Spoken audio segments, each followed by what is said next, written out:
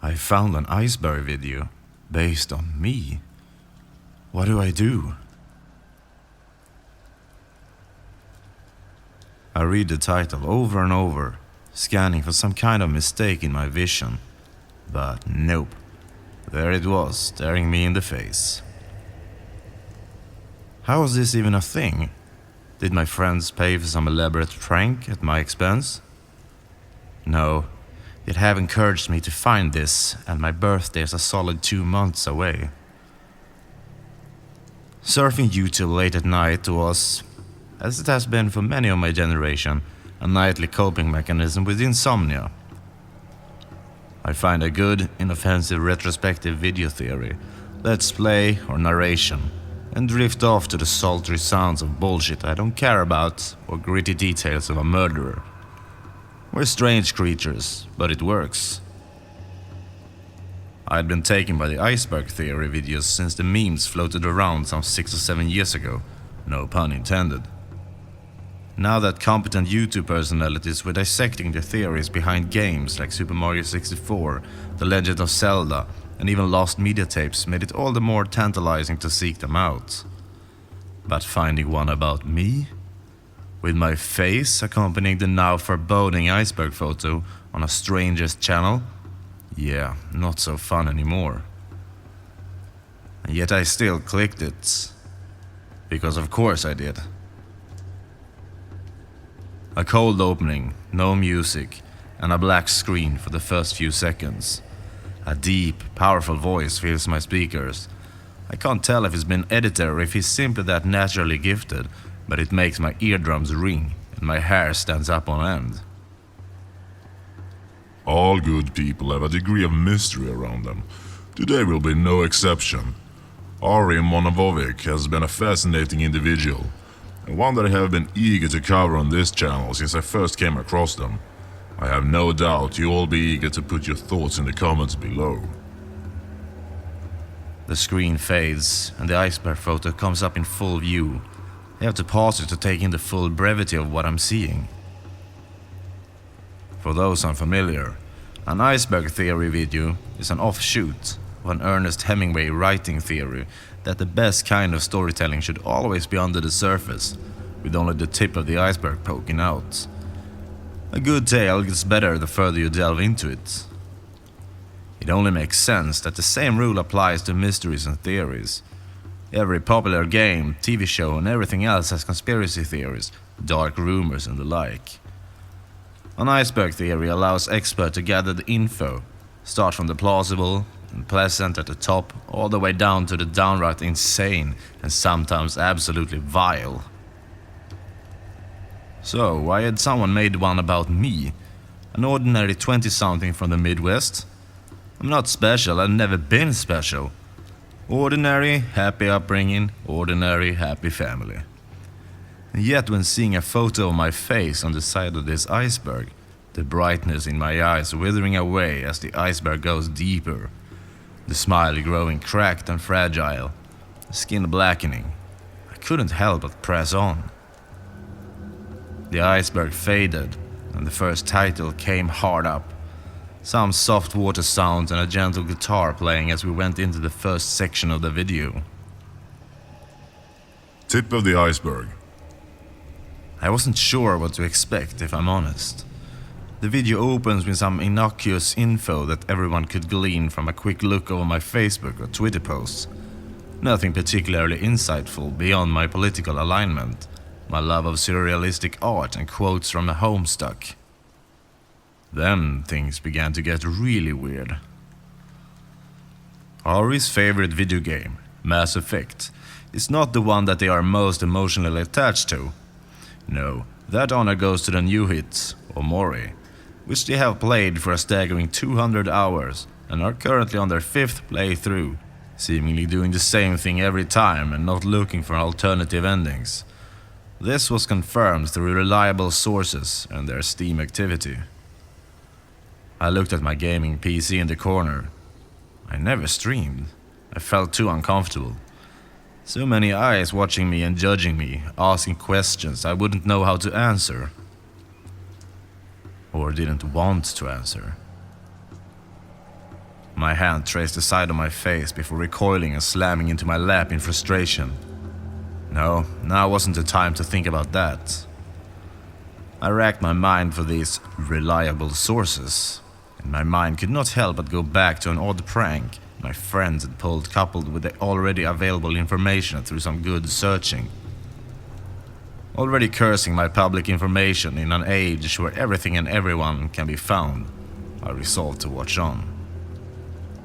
A lot of the information in the tip of the iceberg section was simply things that could be gleaned from my Facebook profile, my Twitter, my TikTok, and my Instagram.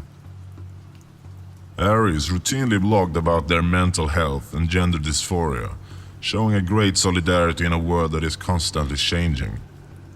We also know that they would occasionally post time lapses of their struggles on TikTok and then delete them if they got too much attention. Thankfully, we saved them for research purposes. I swallowed at that last revelation. Research purposes. This was getting increasingly uncomfortable as we brought this section of the iceberg to a close. Ultimately, what we have here is info that is already available for consumption, and we of course did consume it down to the last drop. With that being said, we're upping our investigation and moving on to the next level of the iceberg. The sound of immersing in water, bubbles floating into blackness, and the text flashed up, followed by the Dire Dogs theme from Mario 64. I hated this already. Beneath the surface. Ari Monovovic was born on the 4th of May 1998 and enjoyed a constant stream of lame Star Wars jokes. But one of the prevailing and accepted theories that they were actually born in 1997. The screen flashes a baby photo of me and a birth certificate I had never seen before.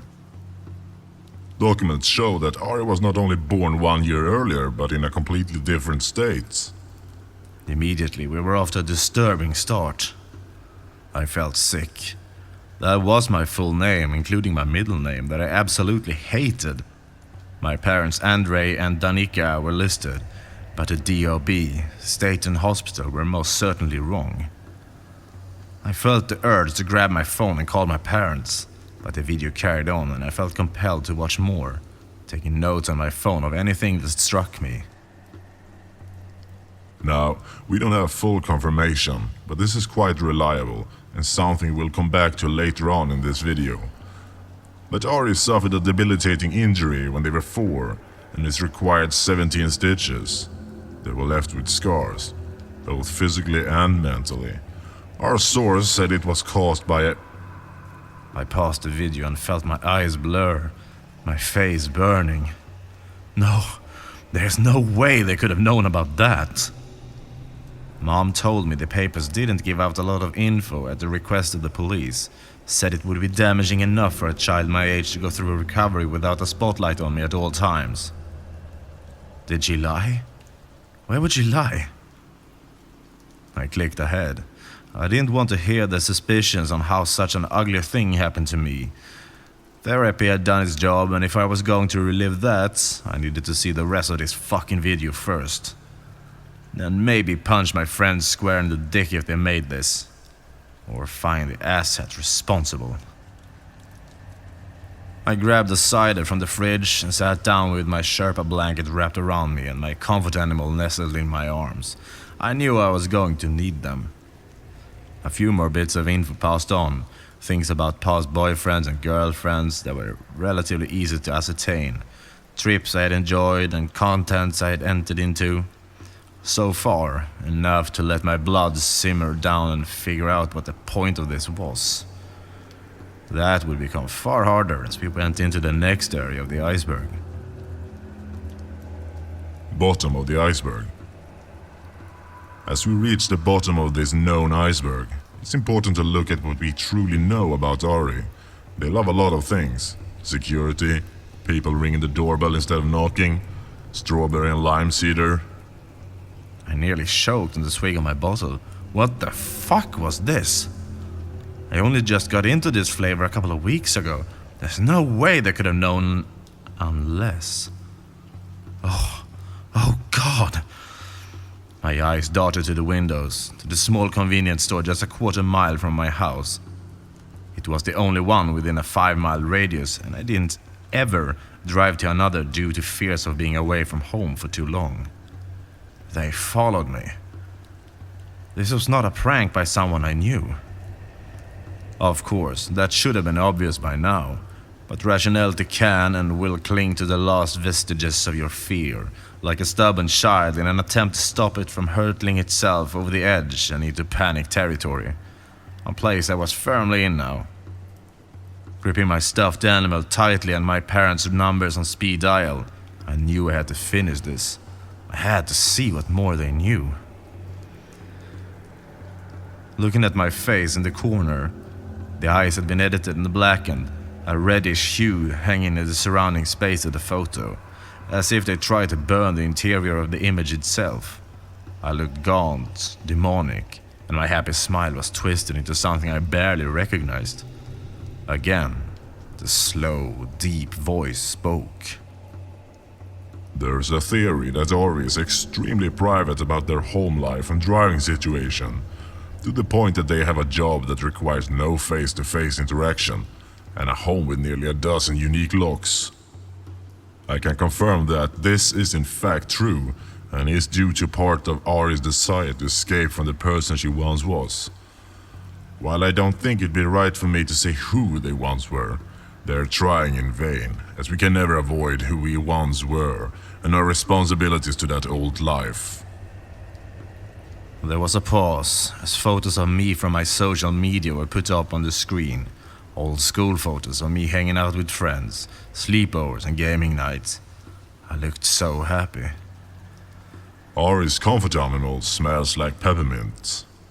I froze, staring at the screen as a photo of Artemis, my comfort stuffed animal, flashed up and was accompanied by a photo of me sleeping. But contrary to popular theories, Ari instead smelled like orchids. I began hyperventilating, my hands shaking and the feeling of vomit rushing up. This person has been in my fucking house while I slept. It took a solid 30 minutes to calm down, and a reassuring promise from the sheriff that he'd come by within the hour to placate me. I checked every lock in the house and found none to be out of place. It's possible that this was an ex who took the photo and passed it to someone else, right? Maybe some weird kind of revenge for breaking up with them unceremoniously. I had not always been the best partner, sometimes emotionally distant. Okay, always emotionally distant. But that's no excuse for this behavior. All I had now was time. My parents weren't picking up, and bringing this to my friends with my trust levels through the floor made no sense. So, I hit play and carried on. I wish I hadn't. I really, really wish I hadn't. Dark waters. The sound of water rushing and someone gagging for air filled the speakers as a strange, dark and moody underwater theme plays. One that I don't recognize, but whose dissonance and odd sounds put me on edge. In the blackness, for just a moment, I swear I see a smile barely visible in the murky depths. My photo is almost unrecognizable now, a mess of black hair covering my pale white scalp, chunks of flesh torn from the face, and teeth that should never be seen from behind the cheeks now flashing through. I look like a monster. A white title comes up and onto the screen, and the pit in my stomach expands. The 2000 incidents. Not many people know about this, but Ari was once the subject of a lot of attention. They starred in a commercial as a child and garnered national adoration for their role. They were jubilant, cute, and a total natural in front of the camera. For all of the positives, however, came the negatives. Some fans would fixate on Ari to the point of obsession. This would eventually lead to boundaries being crossed. A photo of my old family home appears. It's blurry and the house is dark. It must be the middle of the night. A window on the second floor is open. My window. Another photo fades in. this time closer. They're on the property and are using a ladder to climb up. A photo of the uphill journey ahead of them. A third photo of my bedroom, the flash going off and inevitably spooking me in my sleep. The last photo is what's behind them as they run. The faint outline of my father chasing them at a distance. Ultimately, experts believe that if the family had listened to the letters, heeding the warnings, this would not have occurred and the rest of the events would not have played out as they did. Sadly, this would send Ari's life on a journey towards one inevitable path, one that I have no doubt is slowly beginning to dawn on them. Tears stream down my face and I grip my stuffed animal tightly, rocking back and forth in my chair and begging the sheriff to come quicker, but unable to stop myself from watching. I need to know what the point of this is. Why someone would do this? Ari's original name was Alexandria, but was changed to Ari to reflect their gender identity, and yet another desire to escape that old life. The sad truth is, they were never able to do so. The voice sighed, weariness heavy in their tone. It makes you wonder how much easier this could have gone. Had they just not put up a fight in the first place? A fade to black and that faint smile visible once again. Nowhere near enough to make out features, save for a smile that made me feel like I was sitting in a shark tank, emotionless, hungry and determined. It was a smile that I knew it had its prey where it wanted it. The abyss. On this final segment, the screen remained black as a low drone punctured the air and the narrator spoke. You've realized by now that this is a comprehensive video on Ari Monovovic and an admittance of sorts that I, myself, take a special interest in them. But I think it's only fair that I provide this as some evidence for those who find it to follow after the inevitable happens. Because there's always a beauty in hoping for a happy ending, even if it doesn't come. I keep telling myself that Sheriff will be here in a few minutes, that everything is locked and all spaces have been checked, but I don't feel safe. I run my hands across my scar and I don't feel safe. There's a degree of truth that obsessive types can't leave well enough alone. I'm proving that here. But I'm a patient type of obsessor, because I'm one with a goal to have Ari as mine for all eternity. It came so close before, but, well, it wasn't right. I left a mark to remember me by and sent them on home, never able to truly forget about me, even if they changed every facet of their being. A video clip of a fish fades onto the screen. It's a deep-sea anglerfish, the huge white eyes scanning the depths of the ocean for any sign of prey, the jaws permanently fixed open, and a large jutting teeth wait to snatch something. It blindly swims around in the inky blackness as the narrator continues, sweat pouring down my head. One thing about me for this video, I love the anglerfish, a truly remarkable creature that utilizes the lure to ensnare its prey. It doesn't need to do anything because it knows that it just needs to send out the signals and the prey will come to it. Just as you finally come back to me. The camera zooms in and the anglerfish in the bioluminescent lure begins to move and glow. A beautiful hue that permeates the darkness surrounding it. A small fish spots it and begins swimming closer. The anglerfish sits patiently. I feel my knees begin to buckle. You did as I knew you would. You saw a channel with your name, Alexandria Eternal. A theory with your name and you came right away. They will try to find you and there will be stories, books and documentaries about where you went. But none of it will ever amount to anything. You will fade into the abyss. The anglerfish clamps his jaw down on the fish and within moments is devoured in its entirety. With that, the video ends. There's a knock on the door as the sheriff asks to be let in. I'm glad to have someone taking this seriously, but still.